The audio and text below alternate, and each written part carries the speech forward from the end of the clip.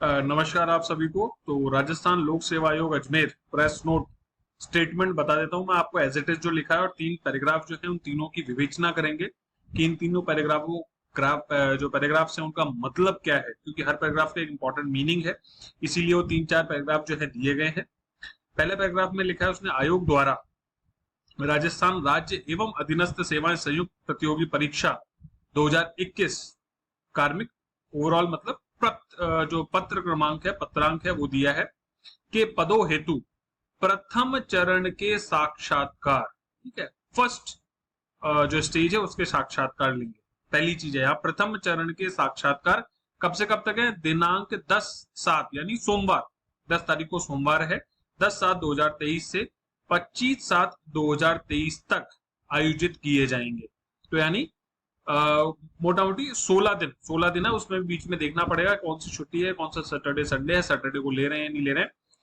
ये बताया कि भाई पहले 16 दिन में प्रथम चरण के साक्षात्कार होने हैं। पहला पैराग्राफ को मतलब। दूसरा, साक्षात्कार के समय अभ्यर्थी अपने समस्त मूल प्रमाण पत्र, इंपॉर्टेंट लाइन है, समस्त और मूल प्रमाण पत्र, ठीक है, फोटोकॉपी नहीं है। बहुत सारी गलतियां करते हैं बच्चे, हमारे साथ जो इंटरव्यू देने आए तो उनसे भी ये गलतियां हुई थी कि उनको मूल प्रमाण पत्र में फोटो प्रति यानी फोटो कॉपी भी साथ ले जानी है और ओरिजिनल भी साथ ले जाने हैं। समझदार लोग 2 या 4 पूरा 3 सेट ले जाते हैं। जो बहुत ही कट्टू कट चढ़ने वाले लोग हैं वो केवल एक सेट ले जाते हैं और एक ओरिजिनल सेट ले जाते हैं।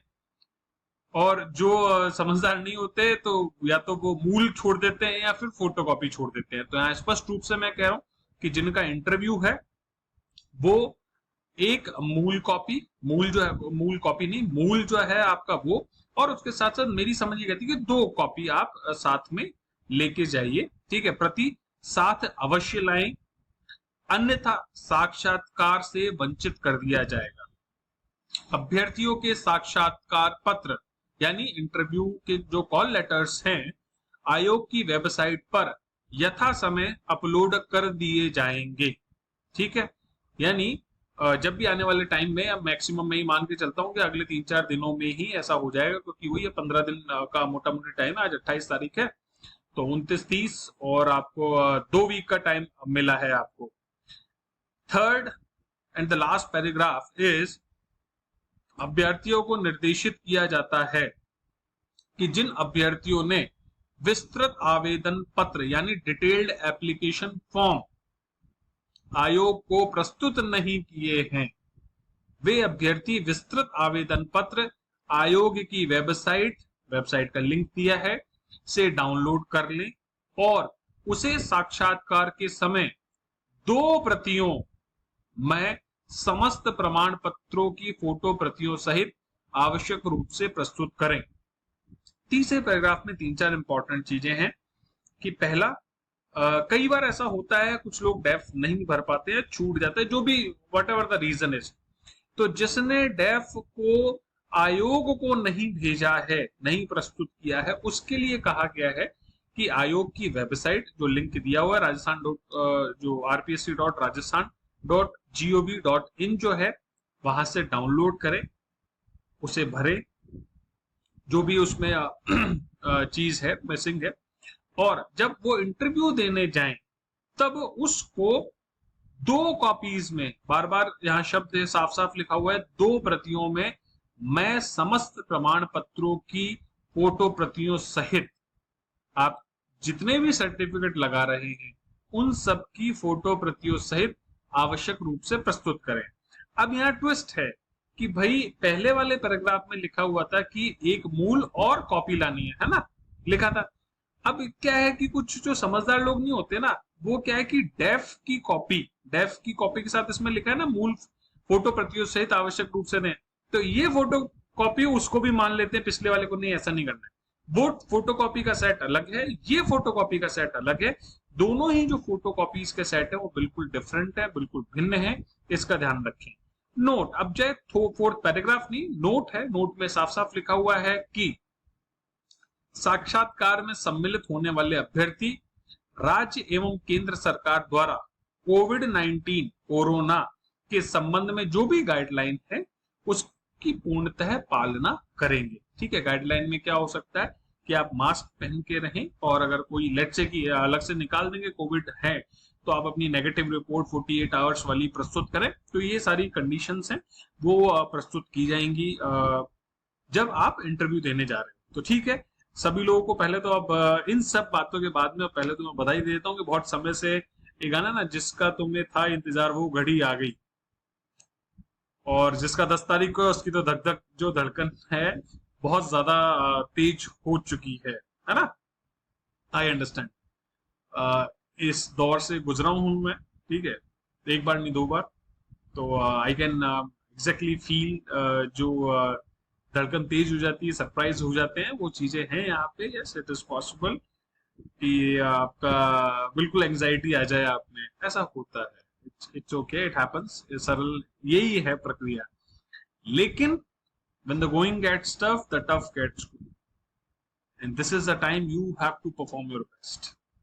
ठीक है, अगर आपने बेस्ट परफॉर्म नहीं किया तो आप ये समझ लीजिए कि आपकी जो चीजें हैं, कौन सी चीजें हैं, आपने अब तक जितने भी त्याग किए, आपने अब तक जितनी भी मेहनत की है, वो सब मिस हो जाएगी। ध्यान रखना,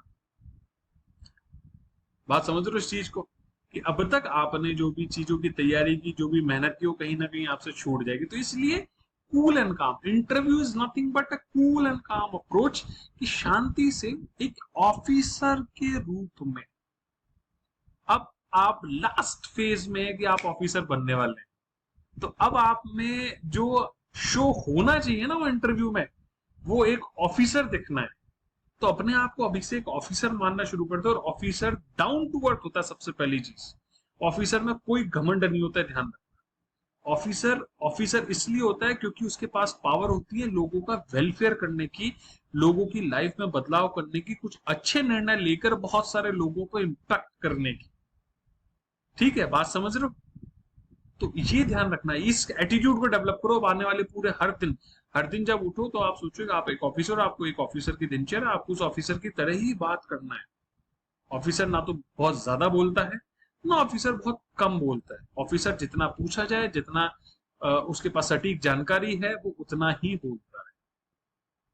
ठीक है, ऑफिसर झूठ नहीं बोलता, ऑफिसर ब्लफ नहीं करता। ये मैं आपको बता दूं कुछ चीजें जो इंटरव्यू में गड़बड़ करते हैं अपन लोग। ऑफिसर फंडे नहीं मारता, और मैं बता दूं जो ऑफिसर फंडे मारता है ना, उसको पकड़ लिया जाता है और बड़ी मीटिंग में बेइज्जत किया जाता है। एक्चुअली ऐसा है, ठीक है, वास्तव में ये आप लोग अभी मजाक समझ रहे हो। जैसे इंटरव्यू में तो फिर भी आपको बेइज्जत नहीं किया जाता। ये जो मीटिंग्स होती है ना, जिनमें सीनियर आईएएस ऑफिसर्स बैठते हैं, जिनमें मिनिस्टर वगैरह बैठते हैं, बहुत बार ऐसा होता है कि जो ब्लफ करने वाले, कुछ भी बोलने वाले लोग हैं ना, उनको झाड़ा जाता है। उसका केवल एक कारण है कि आप सटीक और स्पष्ट नहीं बोल रहे हो आप। तो यही इंटरव्यू में आपको चेक करना है। ठीक है, और बाकी सब ऐसा है कि सब बढ़िया ही होगा। अभी तक सब बढ़िया होता है तो आगे भी बढ़िया ही होगा। और हमेशा ही मान के चलना कि होना ना होना ये तो अंततः ईश्वर की मर्जी है। आपको अपने प्रयास में संतुष्टि होनी चाहिए कि मैंने मेरा बेस्ट परफॉर्म किया।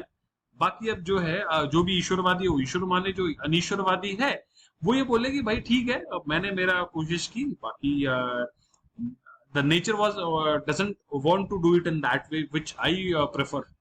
सिंपल सी बात है, ठीक है। तो बस इतनी सी है इंटरव्यू के लिए। और भी नेक्स्ट 2-3 दिनों में कुछ काम के वीडियोस जो है, आप इस वीडियोस के नीचे इंटरव्यू से रिलेटेड अपने जो भी सवाल हैं अब वो पूछना शुरू करो। मैं कैंप से फ्री हो गया हूं, तो अब मैं आप एटलीस्ट आपके जो मेजर सवाल हैं उनके जवाब दे सकता हूं। साथ ही साथ नेक्स्ट प्री की तैयारी के लिए भी अपन चर्चा करेंगे, not with the interview candidates, but जो सो कॉल्ड नई वैकेंसी मे भी आ जाए, नहीं आए, कुछ कंफर्म नहीं कर सकता, क्योंकि इंटरव्यू प्रोसेस देखो अलग से उन्होंने शुरू किए है ना। तो थोड़ा सा है कि कितना है, क्या आता है, नहीं आता है। तो मेरा आप लोगों से वापस से निवेदन है कि अच्छे से तैयारी करो, और माता पिता की सेवा जरूर करना। रोज आधे घंटे उनके पैर दबाओ, उनके पास बैठो, उनसे बातें करो। वो जो आपको इंसाइट दे सकते हैं ना, वो कोई नहीं दे सकता, ना इंटरव्यूअर आपको इंसाइट दे सकता है। माता पिता आपकी एक एक खूबी को, एक एक कमी को बहुत अच्छे से जानते हैं। माता पिता के पास बैठो, उनसे चर्चा करो, उनकी बातें सुनो, उनको इंप्लीमेंट करो। बाकी बस जय हिंद, जय Bharat and all the best.